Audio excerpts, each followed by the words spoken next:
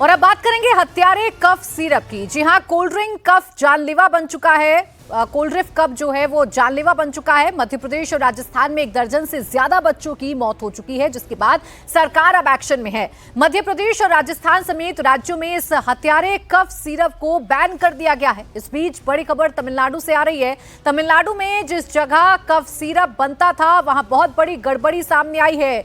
Cough syrup बनाने वाली company की जांच में बड़ा खुलासा हुआ है। तमिलनाडु सरकार के ड्रग कंट्रोल विभाग ने कफ सिरप बनाने में 350 से ज्यादा खामियां पकड़ी हैं। तमिलनाडु सरकार की रिपोर्ट में खुलासा हुआ है कि कंपनी में गंदगी के बीच कफ सिरप बनाया जा रहा था। कंपनी के पास skilled man power, machinery, facility और उपकरणों की कमी थी।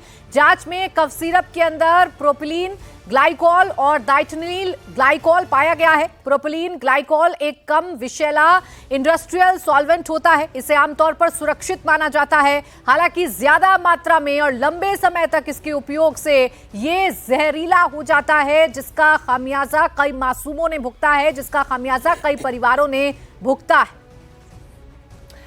कोल्ड ड्रिंक कफ सिरप को तमिलनाडु की कंपनी श्री सन फार्मास्यूटिकल्स बनाती है। कफ सिरप में 0.01% डाइथिलीन ग्लाइकॉल होना चाहिए, लेकिन कोल्ड ड्रिंक कफ सिरप में इसकी मात्रा 48.6% पाई गई, यानी कि 500 गुना ज्यादा।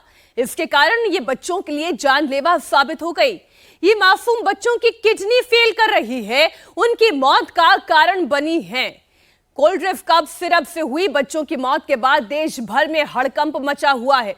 मध्य प्रदेश, उत्तर प्रदेश, राजस्थान, महाराष्ट्र समेत देश के कई राज्यों में इस कफ सिरप को बैन कर दिया गया है। उत्तर प्रदेश, उत्तराखंड सरकार ने कफ सिरप की जांच के आदेश दिए हैं। कफ सिरप पीने से सबसे ज्यादा मौत मध्य प्रदेश के छिंदवाड़ा में हुई है। मोहन यादव सरकार ने इस मामले में कार्रवाई करते हुए मध्य प्रदेश के ड्रग कंट्रोलर को हटा दिया है। Deputy drug controller, drug inspector को सस्पेंड किया गया और पूरे मामले की जांच के आदेश दिए हैं।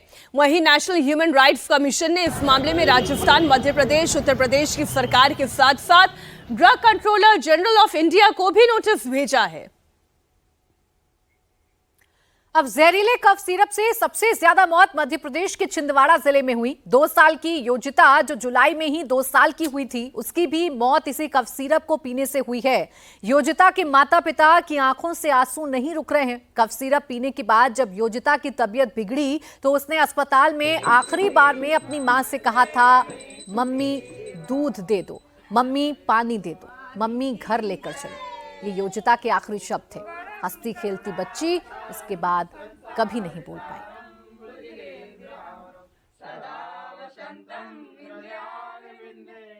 हमारे साथ हैं 2 साल की उस मासूम बच्ची की मां, जिसने 4 डोज लिए थे दवाई के, लेकिन उससे मौत के मुंह में जाना पड़ा। हम बात कर रहे हैं योजिता की मम्मी से।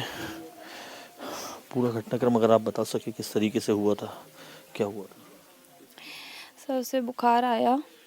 उस दिन हम डॉक्टर के पास लेके गए उसे, और लेके गए हैं। उन्होंने बोला 1 डोज हमारे सामने पिलाइए आप। हमने 1 डोज प्रवीण सोनी के पास लेके गए परासिया में, 1 डोज वहीं पिलाया उसको। उसके बाद घर लेके आए, 3 डोज घर पे दिया। दूसरे दिन उसको फिर लेके गए कि बुखार नहीं उतर रहा। उन्होंने दूसरे दिन बोले सुसु कर रही है कि नहीं, तो मेरे को पहले समझ नहीं आया, इतना ध्यान नहीं दिया। तो उनके यहाँ जो नर्स थी उन्होंने बोला, तो मैंने बोला अभी तो नहीं करी। तो उन्होंने बोला ठीक है, तो आप ये इसमें चेक करना। सर ने दिए एक काली डिब्बा, उसमें चेक करना। बोले कर रही है कि नहीं, ठीक है। मतलब और दूसरे दिन फिर लेके गए, हमने बताया कि नहीं किया इसने वॉशरूम। उन्होंने चेकअप किया, टेस्ट किया, ब्लड टेस्ट हुआ, तो उन्होंने बोल दिया कि बोले इसको एक्यूट किडनी फेलियर है। रात को 8 बजे हमें पता चला, तो हम यहाँ से 9 साढ़े 9 बजे निकल गए नागपुर के लिए। बोले छिंदवाड़ा में इसका कोई इलाज नहीं, आप सीधा नागपुर जाओ। जी, ये डोज ले रही थी, उस दौरान कुछ बात करती थी, उसने कुछ कहा? जी सर, जब हम लेके गए थे तब तक बात करती थी। वो वहाँ पे जब थी तो वाटर डायलिसिस पे थी 5 दिन शुरू के, तब तक बात करती थी होश में। मम्मा बूबू दे दो, मम चाहिए, घूमी जाना है। पापा घर लेके चलो, ऐसे बोलती थी वो। उसके बाद 6वें दिन उन लोगों ने उसे वेंटिलेटर पे डाल दिया कि ब्लड डायलिसिस हो रहा है, उसकी क्रिटिकल कंडीशन हो गई है बहुत ज़्यादा। बोले तो सबको आप वीडियो कॉल एक बार कर लीजिए। हमने पूरी फैमिली को वीडियो कॉल करे, सब डर गए थे। उसके बाद उसको वेंटिलेटर पे जब उन्होंने शिफ्ट किया, उसके बाद से वो होश पे ही नहीं आई दोबारा कभी। शब्द नहीं है बयां करने के लिए। मैं इतने सारे कैमरा को फेस कर रहा हूँ, मैंने कभी सोचा नहीं था कि मुझे इस चीज़ के लिए कैमरा कभी फेस करना पड़ेगा। बच्ची को बहुत याद करते हैं पूरा परिवार, बस दिन रात शोक में डूबा हुआ। हम जब इस हंसती खेलती बच्ची को इलाज के लिए लेके गए थे, हमने कभी नहीं सोचा था कि हमारे पास हमारी बच्ची वापस नहीं आएगी। शुरू से बताइए, कब आप उसको लेके गए थे, कब से बीमारी थी, किस तरीके से शनि शनि धीरे धीरे? इसको कोई लंबी बीमारी नहीं थी। उसको एक दिन फीवर आया। कब की बात है ये 7 तारीख को रात में लगभग 1-2 बजे, क्योंकि हम बच्ची को बार बार देखते रहते थे, साथ में सोती थी, तो मुझे ऐसा लगा कि फीवर है। मैंने वाइफ को बताया तो बोलती सो रही है बच्ची, सुबह उठेगी तो देखेंगे। फिर 8 तारीख को जब मैं स्कूल चला गया अपने काम से, तो फिर आने के बाद वाइफ ने बोला कि इसको हॉस्पिटल लेके चलते हैं, फीवर अभी भी नहीं उतरा है। फिर हम उसको हॉस्पिटल लेके गए डॉक्टर प्रवीण सोनी के पास। उनसे दवाई वगैरह ली, दवाई उन्होंने दी और दवाई कोल्ड ड्रिप दी उन्होंने? नहीं, कोल्ड ड्रिप नहीं, नेस्ट्रा DS थी और साथ में 2 और दवाइयाँ थी। ठीक बात है। दवाई के बाद हम घर लेके आ गए। हमने इतना ध्यान नहीं दिया कि उसका टॉयलेट करना बहुत ज़्यादा इम्पोर्टेंट है। डॉक्टर ने बोला था दवाई दीजिएगा, तो हमने दवाई दी। अगले दिन बच्ची ने, मैं फिर जॉब में चला गया, तो बच्ची ने 3 हरी उल्टियाँ की और बहुत पतले दस्त किए, केवल पानी पानी।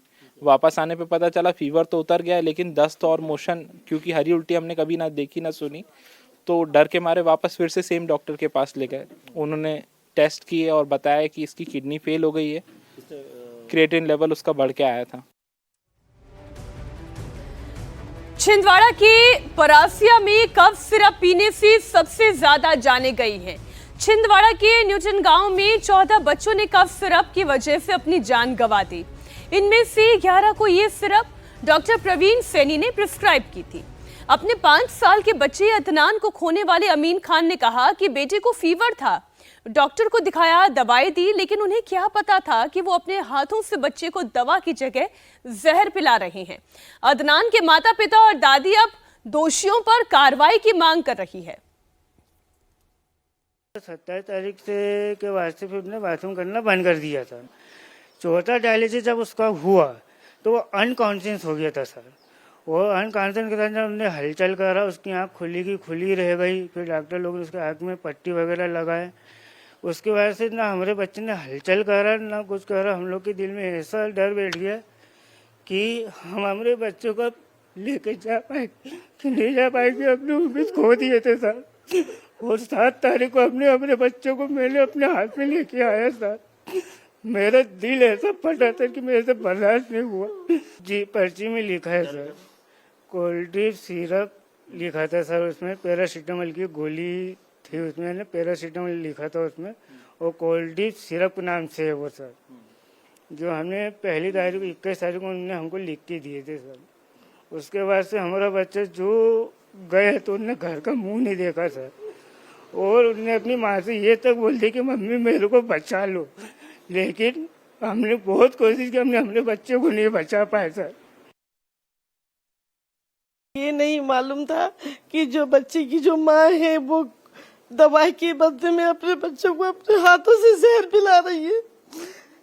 जिन लोगों ने भी ये इस काम को अंजाम दिए हैं सर, मैं ये चाहती हूँ कि जैसे ये माएँ रो रही हैं, अभी तो ये 14 ही बच्चे हैं और भी ना जाने किस किस माओ के घर किस किस घर में ये दवाई ये जहर गया है मासूमों की जान लेने के लिए।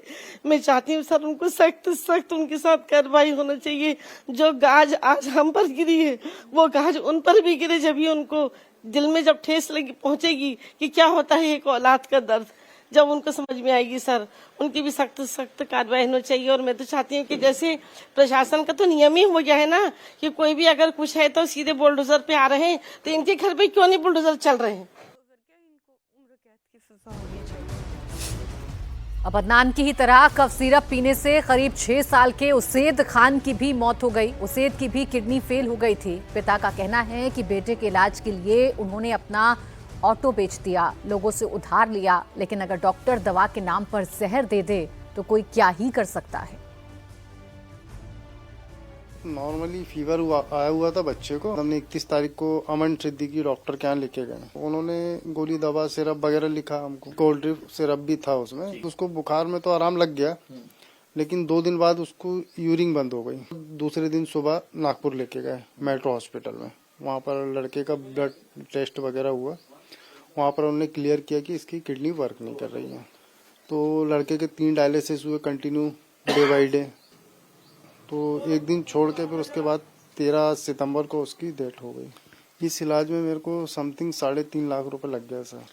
मेरे पास ऑटो थी, वो भी बेच दिया मैंने, और थोड़े बहुत जेवर वगैरह थे वो बेचा, और थोड़े बहुत बाहर से मतलब मोहल्ले वालों से, दोस्तों भाई बंधुओं से थोड़ी सी मदद मांगी। सरकार से हम यही चाहते हैं कि कंपनी को तो सील किया जाए सबसे पहले, और उनको कड़ी से कड़ी सजा दी जाए।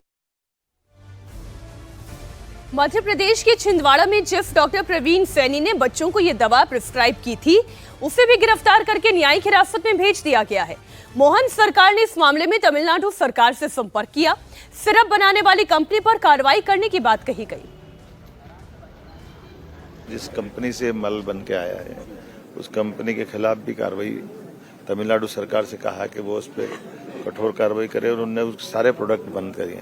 मूल रूप से तमिलनाडु की जिस फैक्ट्री में ये जिस स्थिति में बन रहा था, मुझे बताया गया कि वो अमानक तरीके से, और वहाँ स्टोर भी इस टाइप की चीजें, वहाँ की सरकार से कहा, और सरकार ने उन सारी बातों को संज्ञान में लेते हुए सारे प्रोडक्ट को बैन किया है। दवाई फैक्ट्रियों पे प्रॉपर जांच हो, और रैंडम हमारे यहाँ के भी अधिकारी जांचें, भले ही किसी कंपनी किसी राज्य से भी आए, लेकिन हमारे अधिकारी भी इसकी चिंता करें, इसलिए हम प्रॉपर निर्देश जारी किए हैं। आपको बता दें, इंडियन मेडिकल एसोसिएशन ने भी डॉक्टर की गिरफ्तारी का विरोध किया है। आईएमए का कहना है कि पूरे देश में खांसी जुकाम के लिए कोल्ड ड्रिप सिरप दिया जाता है। अगर सिरप बनाने वाली कंपनी ने दवा के नाम पर जहर दे दिया तो इसके लिए दवा बनाने वालों को जेल भेजना चाहिए। डॉक्टर को कैसे पता चलेगा कि ये सिरप जानलेवा हो सकता है? इसीलिए आईएमए के लोग पूछ रहे हैं कि डॉक्टर को जेल भेजने का जस्टिफिकेशन क्या है।